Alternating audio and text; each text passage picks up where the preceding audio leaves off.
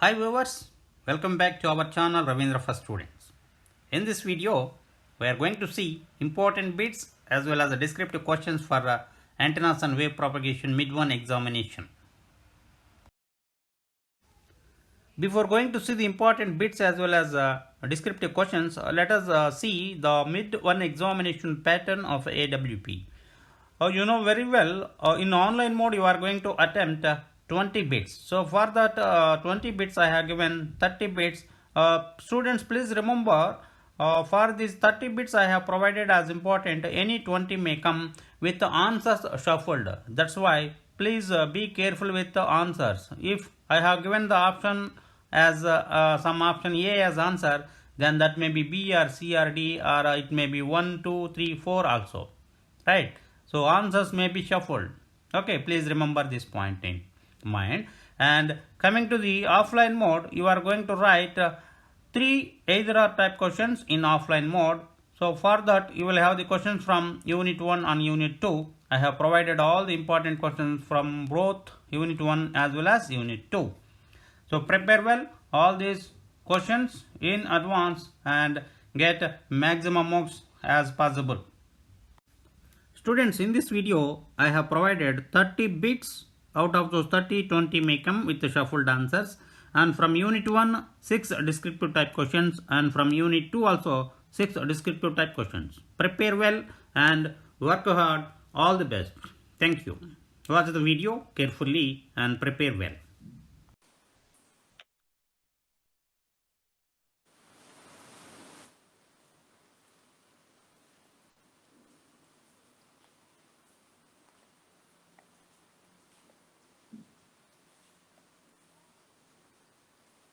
The first one is, which of the following is true?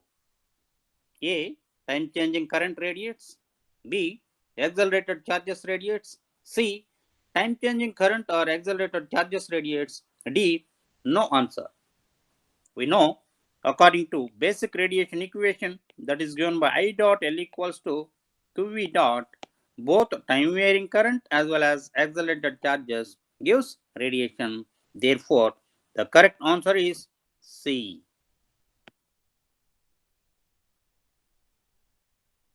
Second one, radiation pattern is dash dimensional quantity. You know it is three-dimensional quantity. The three dimensions are the spherical coordinates or theta and pi.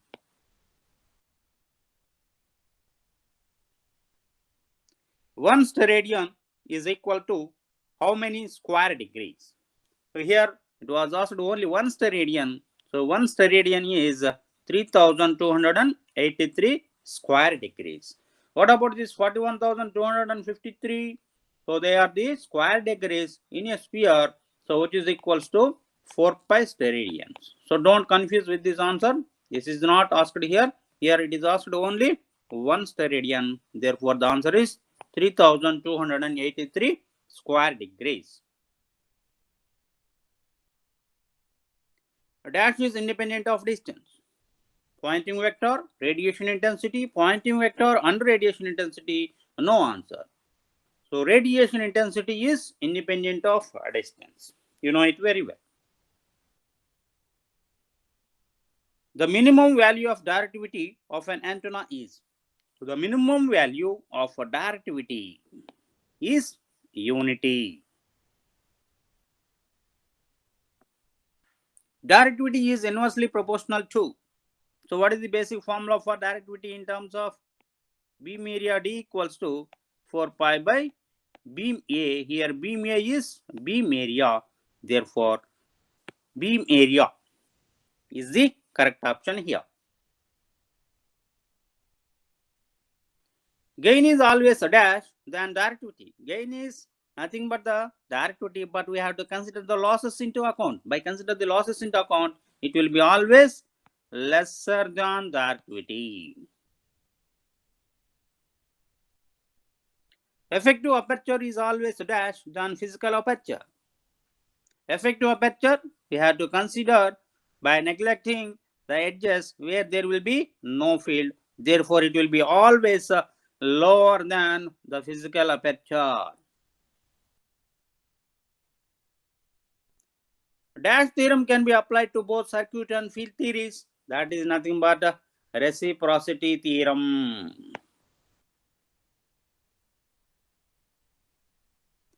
Radiation distance of an antenna is physical resistance, virtual resistance, maybe virtual or physical. No answer. What is the answer? Virtual resistance. Physically, it is not appearing at the terminals. It is virtual resistance. Radiation distance of current element is given by, yes, 80 pi square dl by lambda whole square for the current element. Radiation distance of short dipoles. For dipoles, it is 20 pi square dl by lambda whole square. Radiation distance of short monopole. Yes, for monopoles it is 10 pi square dl by lambda whole square. Next, radiation distance of half wave dipole lambda by 2 dipole is 73 ohms. Radiation distance of quarter wave monopole, that is lambda by 4 monopole, is half of the dipole. Therefore, it is 36.5 ohms. If the individual antennas of the array are spaced equally along a straight line, then it is a linear antenna array. Linear array is a system of dash spaced elements. Answer is equally spaced elements. In a uniform linear array, all elements are fed with a current of equal amplitude.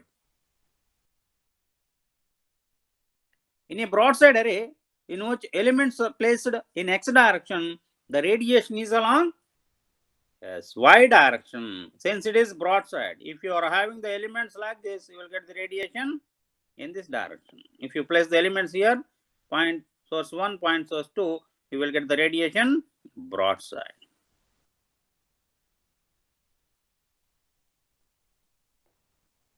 In an end-fire array, where elements are placed in x direction, the radiation is along the same x direction. In increased end-fire array, again the elements are placed in the x direction only. Here the radiation is along again x direction.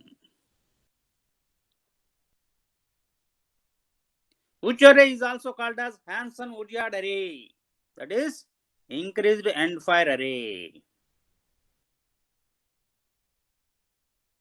Which array is also called as Stone's array? Who invented the binomial array? Stones. Therefore, the answer is binomial. Hanson-Woodyard array is a dash array. Is increased end-fire array, that is a linear array.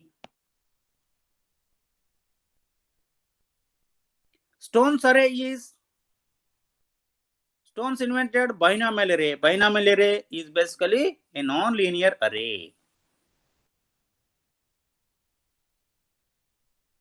Horizontally oriented dipole gives radiation in which direction?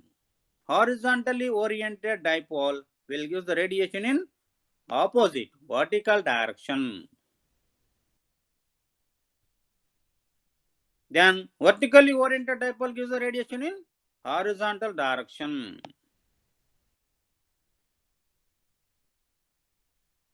Here horizontally oriented loop gives the radiation in same horizontal direction.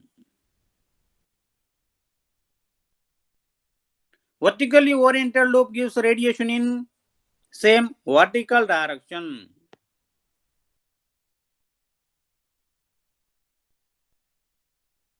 Last one under bits, dipoles and loops will have a dash phase angle difference in their radiation field components. The answer is yes, 90 degrees. Horizontally oriented dipole will give vertical radiation, whereas horizontally oriented loop will give in the same horizontal direction. Therefore, there will be a 90 degrees of phase difference between loops and dipoles. Next, coming to important questions for your descriptive part of examination. So here there are 6 questions from unit 1, that is antenna characteristics. The first one is, what is radiation mechanism? Describe in detail. So for this, to write the definition of antenna, consider the basic radiation equation, and show that how a two-wire parallel transmission line will act as antenna. Remember here all 6 questions for the marks of 5. For each question, the marks allotted will be 5 marks. Okay. Next, coming to second, define effective aperture and calculate the maximum effective aperture of an antenna operating at a wavelength of 5 meters and directivity of 75. So here define the effective aperture first, then solve this problem. Here wavelength lambda is given and directivity d is given. You know the relation between directivity and effective aperture, d equals to 4 pi Ag by lambda square. Here lambda is given and d is given. Find out Ae. We have solved in the class itself. You know how to solve it. You are having the problem readily with you. Then coming to third question, state and prove the reciprocity theorem for antennas. First give the statement and draw the equivalent circuits for the two antennas, and then apply KCLs. We can prove the reciprocity theorem. Then fourth one, what is meant by isotropic radiator? Define it. Then find the directivity of isotropic radiator and then define beam efficiency. First define isotropic radiator, then find its directivity by using the formula of directivity, then define beam efficiency. Then coming to fifth one, what is Freese transmission formula and derive to find the received power expression at receiving antenna terminals using that formula. Yes, it is a direct question. So Freese has suggested a formula to get or to calculate the received power. So you have to give all those details for 5 marks here. Then last one, define directivity, beam width and polarization. Define these 3 terms for 5 marks. Then coming to second unit, wire antennas and antenna arrays. So first question is, derive the equality of radiation pattern of antennas. Then explain in detail about broadside arrays. Then what is an array? What are the types of antenna arrays? All direct questions. Discuss the loop antennas and compare them with the dipoles. Explain in detail about end fire arrays. Define dipole, monopole and half wave dipole. Define all the 3 if possible with the help of neat diagram to get full marks.